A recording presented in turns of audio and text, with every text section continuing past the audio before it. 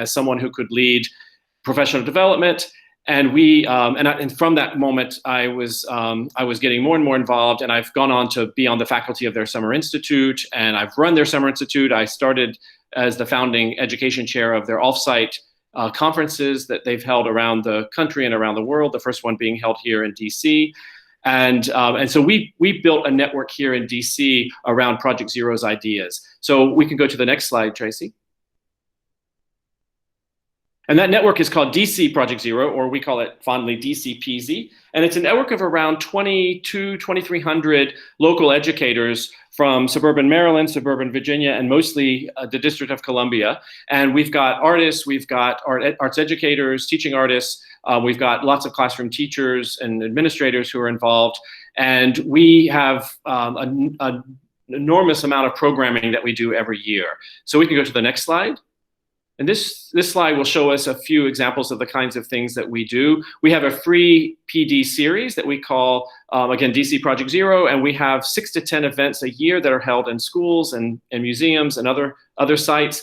We also have some offshoot groups of educators who have wanted to have a specific focus on Project Zero ideas and practice. So we, for example, have DC Peasy EC, EC standing for early childhood, and those early childhood educators get together to talk about how Project Zero ideas play out in their settings. We have a peasy and another language group, and they're looking at how Project Zero ideas play out in the language classroom, both in the immersion classroom and in the traditional language classroom.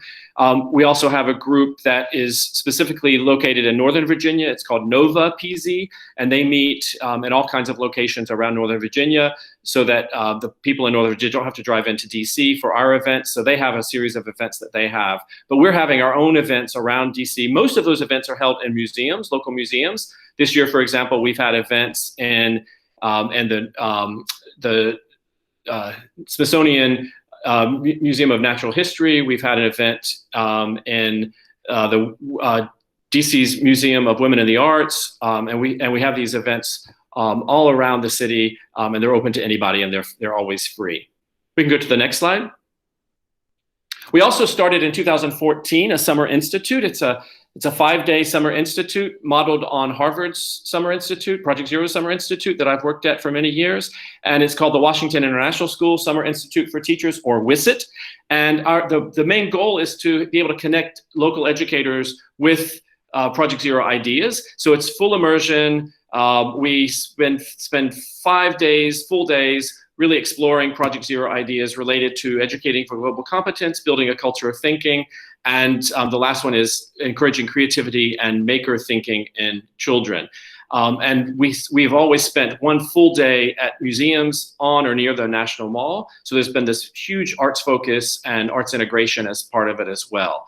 This year, however, and we can go to the next slide, with the coronavirus threat and safety issues, we're going to a virtual Whisset. It'll be held August 3rd through 7th, which is when the face-to-face would have been held, but it'll be scaled back in that we won't have as many hours to be on screens, but we will have courses led by museum educators using objects and art and other museum resources. And then we'll stick with those 3 themes that we've had. And we're very excited about making this switch, and we feel we'll be able to recreate some of the magic that we had in the face-to-face, but it won't be exactly the same, but we're thrilled that we're able to make the transition or pivot toward this virtual Whisset. So we can go to the next slide.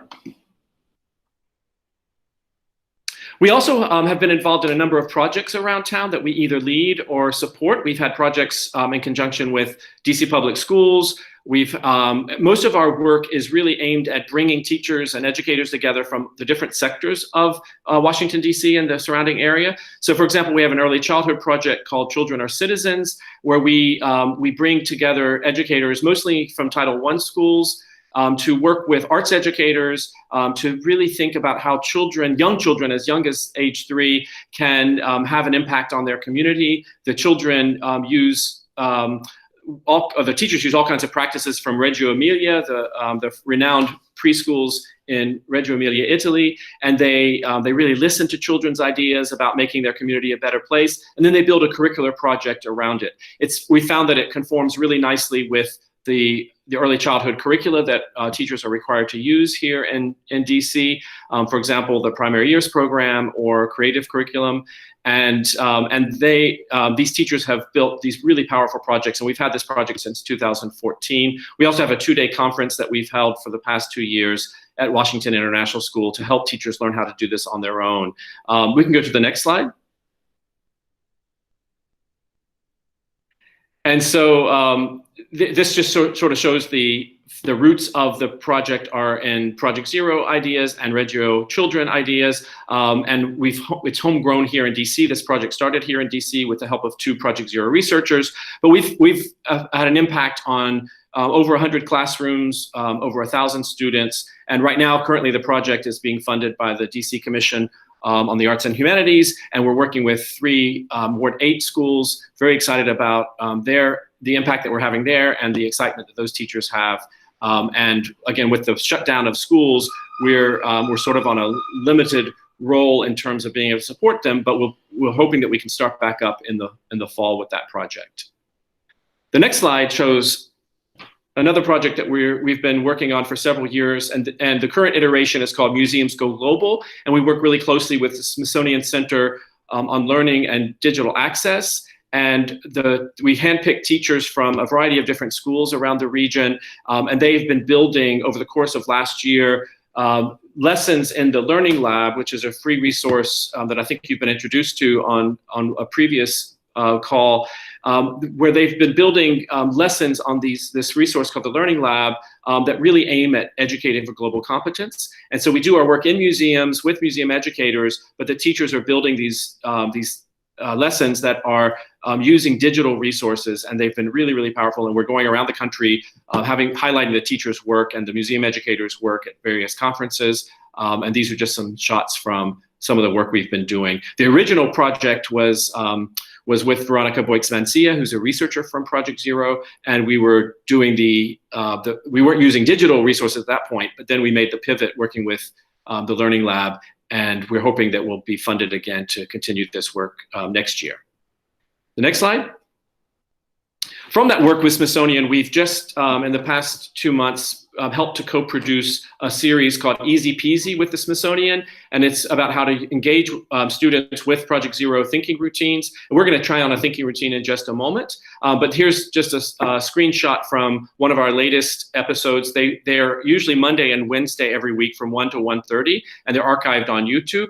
But this week, because we had Memorial Day on Monday, the episodes will be tomorrow and Friday from 1 to 1:30, and we'll be featuring Roosevelt High School science teacher Aaliyah Myers, showing how she uses museum resources to help students think about the climate and also think about human impact on the world. So it should be quite exciting. And we've been doing these every week since late March. And so we're thrilled to be partnering with Smithsonian on this webinar series. Next slide.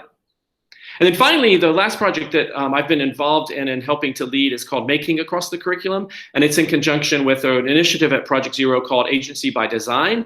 And they've been working in schools in Oakland, California for the last 7 or 8 years on the idea that working with design thinking and with making really does promote agency in young people. And they've got a lot of evidence to show that this agency making does happen through making and through design thinking. So we brought it to DC, and we've again made a project here called Making Across the Curriculum. We involve a number of different schools around the DC area. Currently, we have a consortium of 4 different schools who have cohorts of teachers who are working with researchers from Project Zero and with the PD Collaborative. And we're teaching them these strategies, these practices, and the promises and the pedagogies from Agency by Design to help them use making in their practice. And the idea behind it is that you don't need a fancy Fab Lab or makerspace, or you don't need a lot of resources in order to do making in the classroom. But we find that the making engages students at a higher level. It also pushes their thinking. It also naturally brings in interdisciplinary thinking. And so we've had a lot of really promising research come out of this project, and we're really excited about keeping it going and seeing what we can produce. We hope we'll be writing a book about this work in the coming months and year. So that's the final project that we've been involved in. And if we go to the next slide, We're going to try on thinking routine. Some of you might have used thinking routines in the past, but if you haven't, this is just an introductory piece. But those of you who have experience with them, I hope that the content will challenge your thinking in some way. So we're going to try on one thinking routine, actually two thinking routines in the next few minutes. And I'm going to monitor the chat as we go through this and have you respond to the questions that I pose and to what you're seeing. So we're going to look at a work of art. And the first thing we're going to do, as Tracy goes to the next slide, is just take a careful look at it. And you might recognize the artist. I'm guessing you might not know the work of art specifically, but you might. If you do know the work of art, I'm going to ask you just not to share details, because I'm not going to say anything about this work of art yet. I'll give you some information at the end. But I want us to just do some close looking. Just look all around the painting. This is a painting. It's a reproduction of a painting. And just look from top to bottom, from left to right, zeroing in on any details that catch your eye. And in the chat room, I'm going to ask if you would just type in anything you notice. I'd like to avoid doing any interpreting at this point, but just describe what you see at this point. Anything in the chat room that you see, just type it in. And Barbara noticed that there's a physical connection among the figures. So for example, we have that central figure in red with her arm around the figure on the right. And that figure on the right has her arm around the shoulder and the neck of the figure in the center. And then you see the outreached arm on the right of the central figure to the other woman in the picture. So we have that physical connection that Barbara noticed. The flamenco DC says, doesn't see the image that we're discussing. Tracy, I don't know if you want to come on and give a suggestion for flamenco how to see the slideshow. I'm not Magdalena, are you using your cell phone or a computer? Oh, she's muted. Okay. Sorry, I'm using a cell phone. Okay. If it's not going to work, it's fine. I just thought that his image would change into the artwork that we're discussing, but it didn't change into the screen that we're sharing. Oh, okay, I see. Could you,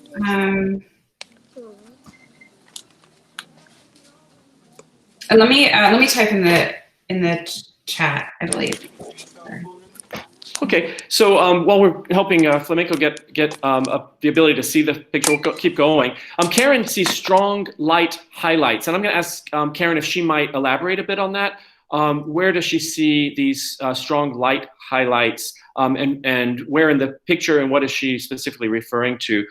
Devin notices vines wrapping around the three people. So if you see, for example, the figure with the blue pants on, there are vines around her legs and her hip area. The central figure in red has vines coming in her central hip area and then down on the legs, and that vine extends up to the third figure on the right, and then you see a separate vine that's around her legs. So Devin's noticing these vines wrapping them. And then Sylvia sees contrast. And Sylvia, I'm going to ask you just to elaborate a bit on that. Where do you see contrast? What kinds of contrast do you see? Barbara notices a repeated floral motif. And so, for example, if you look at the top of the screen or top of the image, you see this sort of violet colored flower and then a sort of orange colored flower, and then that image is repeated as you go down. The orange shows up bolder than in some instances and then paler in other instances, but you see that floral pattern repeated. But you also see the floral pattern in between that line repeated throughout as well. So you see this floral pattern. Karen sees highlights on faces, hair, skin, and some clothing. So again, the artist has been careful to bring in highlights there. So we see that reflection from light. And so we can see the faces clearly, and we see the character on the left in profile. Terry notices that one figure is holding close to the center figure and one female figure is pulling away. a really interesting comment about the composition of the piece, and we're going to come back to that as well. Barbara notices that the background flowers appear flat, not three-dimensional, whereas the figures have shadows and appear to pop. So that contrast between the flat background and then these 3D figures creates, draws our eyes to them, but also has just a strong popping effect on us.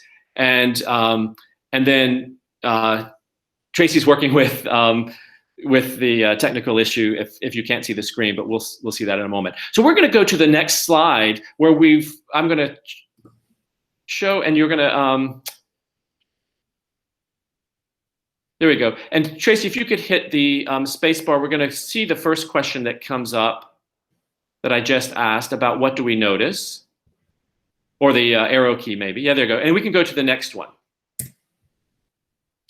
And I'm just going to note that Sylvia noticed that the three figures are facing different directions, and that's interesting too. So we're going to come back to that as well. So great noticing there, where we're not doing any interpreting at this point. We're just noticing things, looking closely, slowing down the looking. But now we're going to go to what are we wondering about? What is this image prompting in us in terms of wonder or questioning? So if you have any questions or wonderings, just type them into the chat box and we'll pull those up and repeat those and see where it takes us.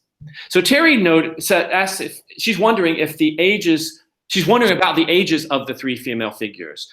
So are they the same age? Are they different ages? And Terry, you might want to, I would follow up if I had you sitting right here with me. I'd say, what are you wondering about with these ages? Are you wondering if some are older than others, or one is older than another? For me, when I hear that question, I look at the central figure, and she looks older than the two other ones who might be around the same age, right?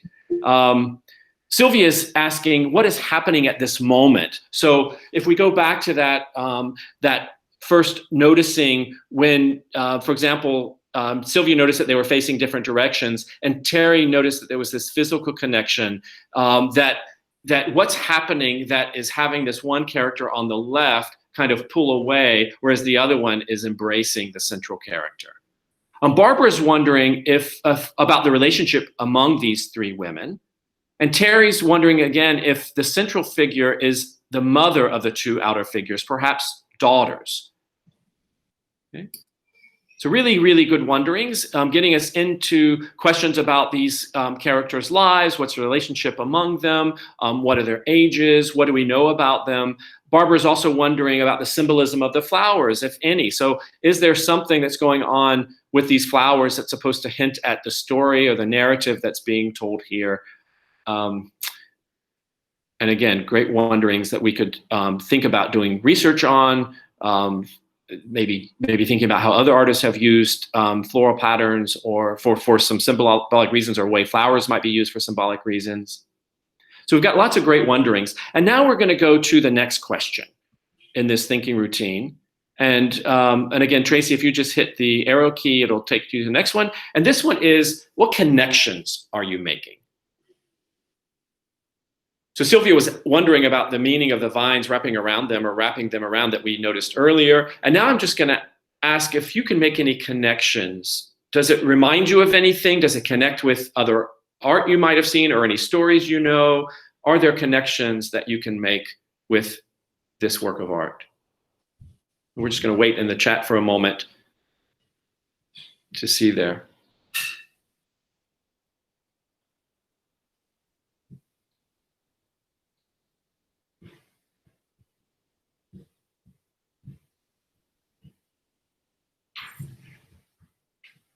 So Devon's making a connection to family. So that, going back to that wondering about, is this the mother with daughters, or is there some kind of relationship here, a familial relationship with them? We certainly get that impression with, especially that embrace that's happening with the figure on the right and the central figure. So there might be a connection with our own family, or with families we know, or family structures.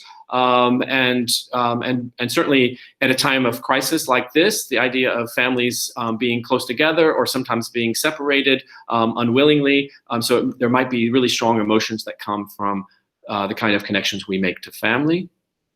Any other connections that you're making? I was going to say, for me, there's the connection of that character on the right who's looking straight on at us, in a sense, as at the viewer, and then the mother, or the central figure we've identified as perhaps the mother, that there's sort of almost a sideways glance out at us, but we don't get that from the third character. I'm thinking about other paintings that I've seen where we have sort of that full-on portraits where we see full-on looking at the viewer or at the painter or the portraitist. Sylvia's saying the style reminds her of paintings at the National Gallery by Kenda Wylie. And so connecting with an artist with whom she's familiar. Becky is saying there's a connection to different kinds of relationships between women. So thinking about relationships that we might have ourselves, or relationships that we know about or we've read about or seen on screen. So those kinds of connections that we can make to our own lives. Connections, Barbara says, to family bonds and generations. Again, thinking back about that age difference possibly between the central figure and the two other figures in there. So with that, we're going to stop, and I'm going to share some information. And then the next slide, we're going to see the piece that we've been talking about, but then also the original source material, because it's based on another painting. So it is actually a painting by Kenda Wylie. And so we could go to that next slide, Tracy. Yep, there we go. So on the left, you see the Kenda Wylie piece. So Kenda Wylie, you're probably somewhat familiar with Kenda Wylie. He has a lot of notoriety now because he was the official portraitist of President Obama, and that portrait hangs in the National Portrait Gallery, commissioned by the National Portrait Gallery. And so we see that similarity with the floral pattern, very, very rich floral pattern, and a character, for example, a figure looking straight on at the portraitist or at the audience. But this is very typical of Kenda Wylie's work. What's atypical is that he has female figures. So this painting comes from 2013, and it's at that point he was making a turn. He had previously been painting mostly young African American males, and in 2013 he made a real switch in his portraits, and he started painting female figures as well. He was really interested in sort of turning classic portraiture and paintings on their head. So he modeled a lot of his early paintings on classic portraits or classic works of art, but then put often young, urban African-American figures at the center. And so he's doing that here. This is from a series that's called Jamaica, the World Stage, that came out in 2013. And he's basing it on a painting by George Dow from 1804, and it was called Naomi and Her Daughters. And this one too, Kenda Wylie named Naomi and Her Daughters. And it's based on a biblical story from the Old Testament, from the book of Ruth, about Naomi, and these are actually her daughters-in-law. And on the right-hand side, the George Daw is depicting the biblical story. Naomi had fled a famine in Judea to Moab in the Bible story, and now she's going back. She's lost her husband and she's lost her two sons. And these are the wives of the widows of the two sons. And she's telling them to stay in Moab and to remarry. And one of them clings to her, Ruth, and says she will not abandon her. And so she's going to go with her back to Judea. And the other is reluctantly leaving. And so Kenda Wylie does this modern updating of that, showing a mother figure in the center, and then the two daughters in almost the same pose there. But again, changing so many things about the look, the dress, and so forth and so on. Interestingly, just a little note on the George Daw painting. While it looks like it could be an ancient biblical painting, he actually updates it by showing sort of fashionable clothing that women would have been wearing in England at the time. So with the sort of white muslin that especially the two daughters-in-law are wearing, shows, again, contemporary garb that they would have.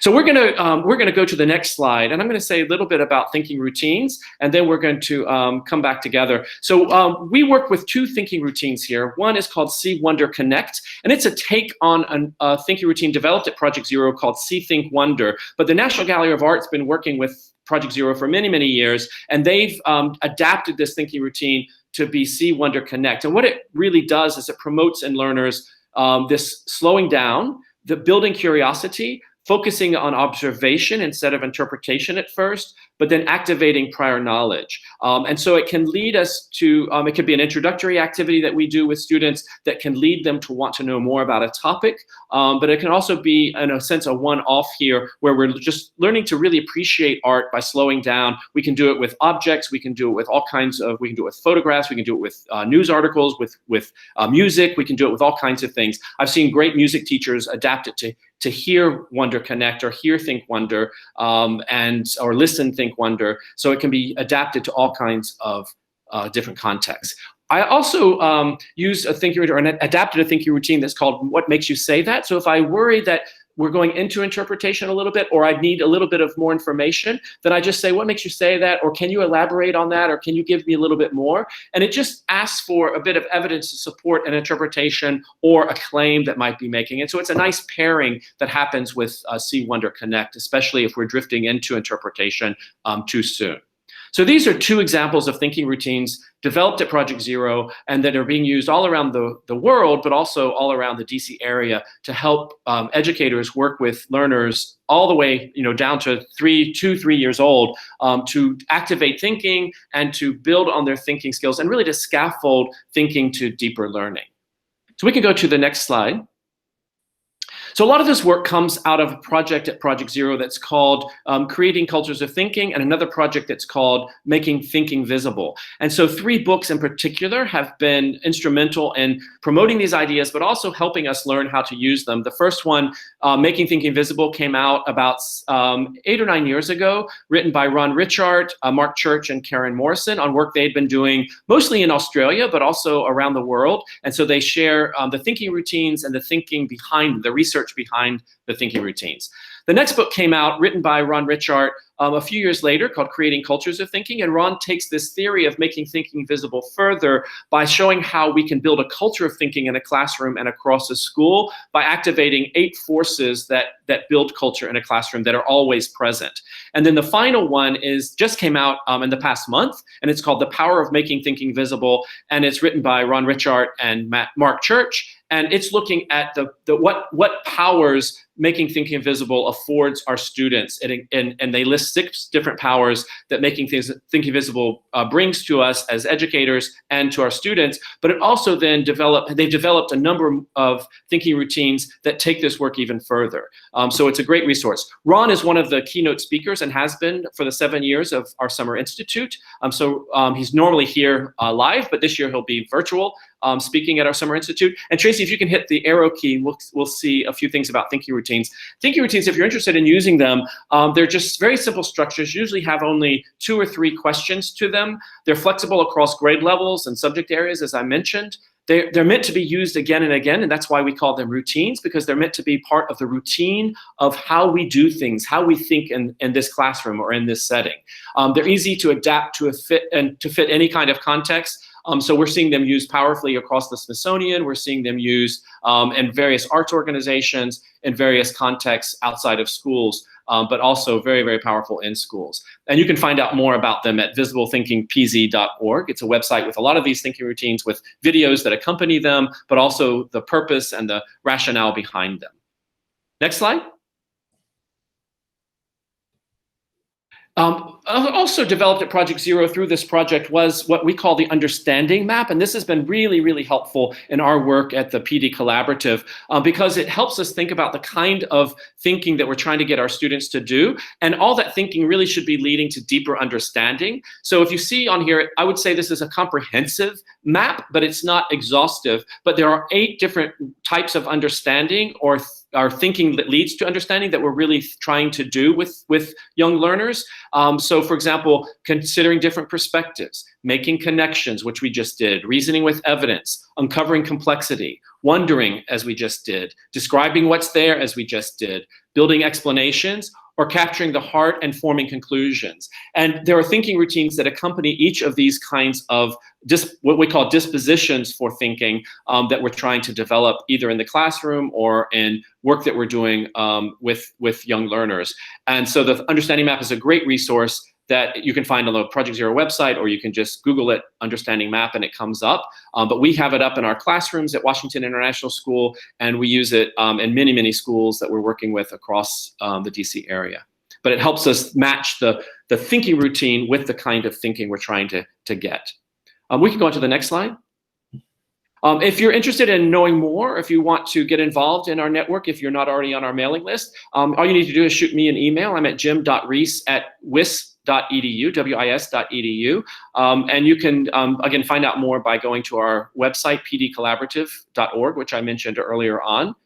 And at this point, I'm just going to open it up for any questions you might have. So we might just go back to the grid and have some maybe face-to-face conversation about what we've just done, or things that have come up in your own thinking about these kinds of routines, or ways that you've used them in your own practice.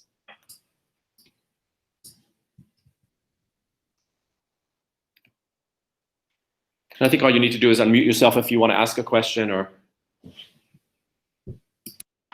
make a comment.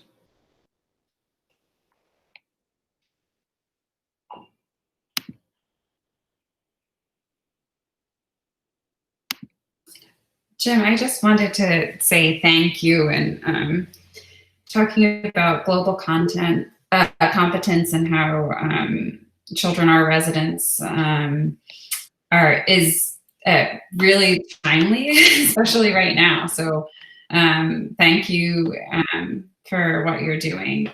Okay, in the chat, I see that Sylvia, you're not able to unmute. I can't unmute a participant. So I'm sorry about that, but if you're able to share in the chat, please do.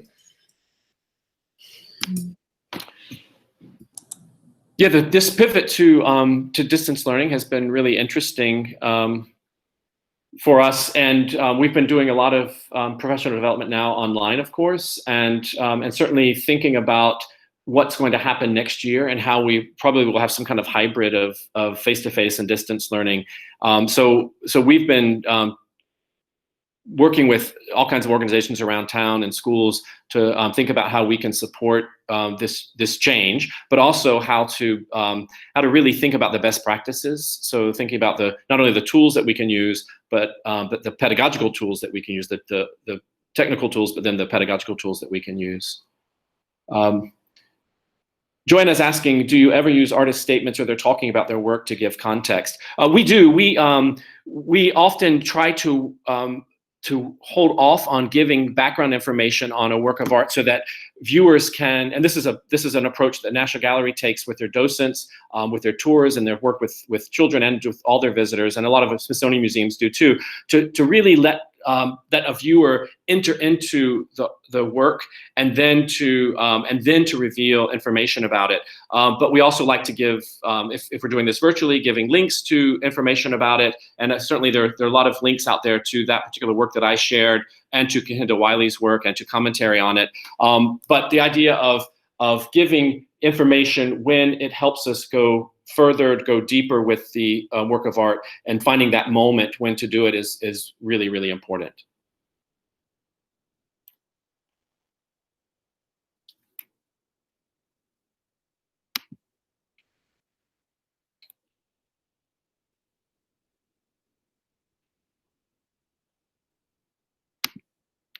Sylvia has a really nice comment in there thanking us for the work we're doing. And Sylvia came to one of our institutes several years ago and has been an active member of our DC Project Zero group. And we've seen, again, her take this work on with not only her work in DC public schools, but also with CITAR.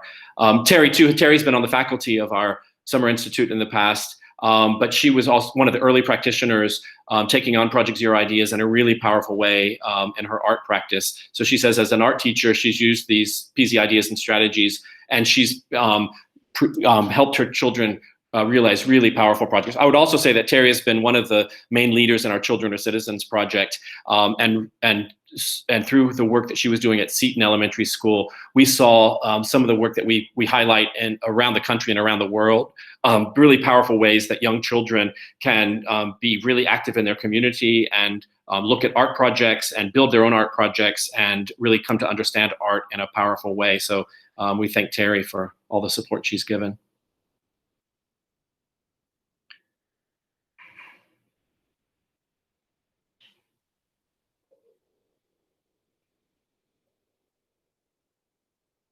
Terry notes that the thinking routines are a must in a virtual learning environment, and we're finding that too. We're finding a lot of educators we've worked with in the past are finding that the thinking routines are, especially if they've used them as routines in their practice, that they were able to make that pivot to, especially these are classroom teachers, they've made that pivot to online learning in terms of keeping up the level of deep thinking happening, because the children have been working with thinking routines for so long that they understand what they're meant to do with them and how they're meant to engage with whatever is in front of them, whether it's, again, an article they might be reading or a piece of text or an image or a film, that kind of thing. Karen asked if the Summer Institute is open for registration, and it is. We are almost full. We're scaling back this year. We normally have about about 220 teachers come or educators come, but this year we're scaling it back to probably as many as 120, just because it's new for us to do this virtually. But we have a few more spaces left, and if you go onto our website, pdcollaborative.org, there's a link for Whisset, and you can go right to the registration page.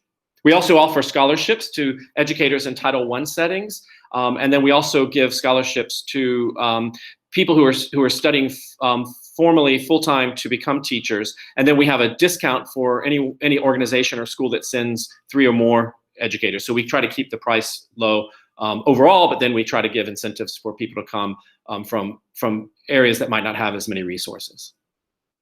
And Terry's noted that thinking routines can be used across all curriculum areas, and that's really, I can't emphasize that enough, that we see powerful use of thinking routines in PE classes and music classes, in science classrooms, in early childhood classrooms, and university classrooms. So, and again, in museums and arts organizations. So they can be adapted. Nobody should feel as if they're prescriptive. They're really meant to be used flexibly based on the purpose for the kind of thinking that you really want to get out of your learners.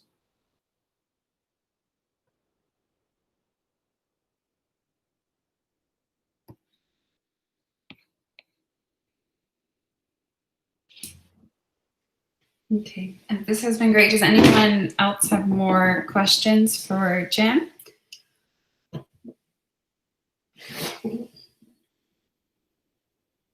Oh, okay. I see Miriam's trying to put her hand up. Let me see if she's emailed me. Okay.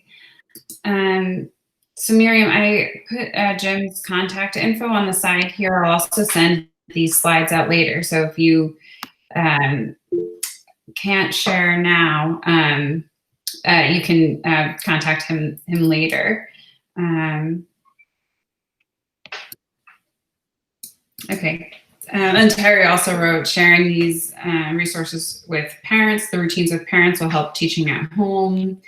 Yeah, I definitely agree with that. I was, when I was looking at the painting, I was thinking about my 2-year-old even. So, yeah, it's great. Yeah, we've been introducing the thinking routines to our early childhood educators, and they make adaptations, but they use them very powerfully. We featured Georgina Ardelan, who's a pre-K 3 teacher at J.O. Wilson Elementary School. We featured her in one of the Easy Peasy webinars with the Smithsonian early on back in April, and she showed how she uses thinking routines as she introduces and explores picture books with her 3-year-olds, and it was really, really powerful. And what we're seeing also is that a lot of early childhood educators are helping parents understand. It works across the board with parents of children of any age, but especially for those parents who might have young ones at home and not know exactly how to engage them with ideas, not having a teaching background. We find that thinking routines can easily be taken on, and they also help parents learn to step back and not do the thinking for the children, but let the children take the lead in the thinking. And then the parent serves as a facilitator and maybe a clarifier when a child gets off track or a child is confused or something. But we've been a little bit concerned with being able to see in homes now through distance learning that parents sometimes are taking too active a role in the young children's learning, and so trying to help parents stay back and play that role of facilitator. And it's a difficult thing to do, but we're thinking about the way we can educate parents about the use of these pedagogical tools. That's great. The DC Collaborative, we're working, maybe Lissa, if you want to share more about this too, we're working with DCPS's Parent Engagement Office, and they're calling their initiative Parent University.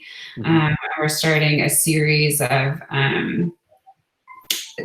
right now we're working, actually it's tomorrow on Wednesday, we're doing a workshop with the Pulitzer Center and DCPS Arts about their Everyday DC program. Great. About, observing their neighborhoods and doing documentary photography and bringing in probably a journalist to work with families, so that we're transitioning some of this. Family engagement strategies moving forward are going to be extremely important. So we're starting a series of Parent University. Maybe we can have you come back to a future PG that we have with them. Great. Yeah. Terry, I agree. So Lissa, I don't know if you want to share. People were also asking about advocacy too. Sure.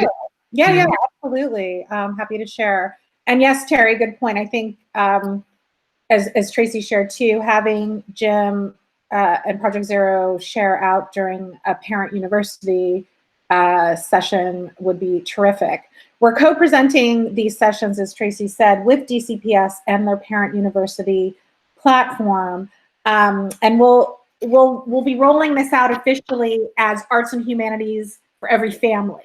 As you know, our legacy program is called Arts and Humanities for Every Student, but this is our way of rolling out Arts and Humanities for Every Family, which has been something, as Tracy shared too, has been on our minds to do and for a long time, but given the COVID-19 pandemic and parent and family member involvement in student learning being so important right now, this is the time to make it happen. So more on that soon, and we'll have more to share after our first run this week with the Pulitzer Center. Other activities that are happening in this week, which is a short week, yet it's a week that really should be 7+ business days long. We have so many activities happening. This is now our advocacy season. I mean, advocacy really is every day. And especially now more than ever too, in demonstrating and advocating for the value and importance of arts and humanities learning in pivoting children's education. So typically in February and March, when DC Council hearings start for different DC government agencies, is when you hear a lot from us around advocacy. But because of COVID-19 and the mayor's presenting her draft budget to council happening later this year, our advocacy efforts start a bit later this year, and they're a bit different. So we're going to put together, it's an informal conversation tomorrow. You'll receive an email through our member clicks coming from Tracy about this.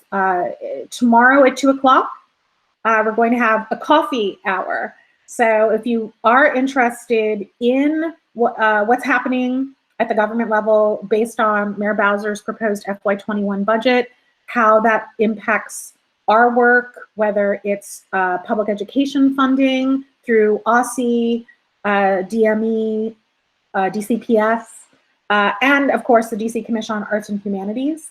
We're going to start a conversation. The DC Commission's budget hearing is this Friday. Starts at 9 a.m. It's from 9 to 12 for public commentary period, and then from 12 on will be the government witnesses. It's paired up with a couple of other agencies, as these hearings typically are, and this is the Committee of the Whole, which is led by Chairman Phil Mendelson. There are also some important arts education, Committee on Education hearings that are coming up, and we'll be sending you an announcement about that soon. But this first conversation tomorrow is just an informal coffee. If you're interested, please join us. We'll talk about the hearing on Friday. Actually, tomorrow, I believe, is the deadline for folks to be informed if they'll be invited to testify. It'll be sort of like a Zoom chat setup, but the committees are only inviting you based on your request to testify. If anyone is interested in submitting a request to testify, I believe that the deadline, you should probably get that in today. And if you need that contact info and didn't see it on the e-blast that we had sent out last week, just send me an email, lissa@dccollaborative.org, and I can send you that information. But be on the lookout for a message from us about an advocacy coffee conversation or tea, whatever beverage you like. It'll be tomorrow at 2 o'clock.